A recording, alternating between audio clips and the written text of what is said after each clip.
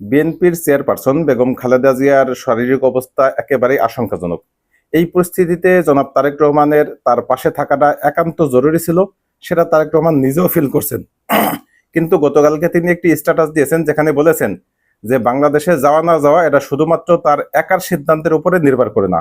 তবে বিষয়টা তিনি ক্লিয়ারও করতে চাচ্ছেন না বা ক্লিয়ার করতে পারবেন না। তার মানে এখানে আমরা দীর্ঘদিন যাবৎ যে সন্দেহ করেছিলাম সেটাই কি সত্য? মানে তিনি ওই দেশের নাগরিক হয়েছেন এবং বাংলাদেশে আসতে গেলে সেই পাসপোর্ট নিয়ে আসতে হবে, এই বিষয়টা তিনি চাচ্ছেন না, যে কারণে তিনি সে দেশের নাগরিকত্ব আগে প্রত্যাহার করবেন, তারপরে তিনি ট্রাভেল নিয়ে অনুমতি নিয়ে বাংলাদেশে আসবেন। বিষয়টা কি এরকম? এটাও আমি কোনো ক্রমে এই যুক্তিটাও মানতে পারবো না।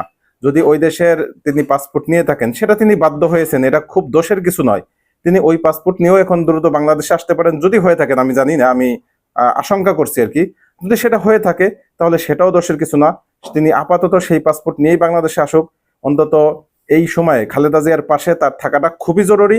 খালেদা জিয়ার স্বাস্থ্যের জন্য জরুরি, তার আন্তরিকতার জন্য জরুরি।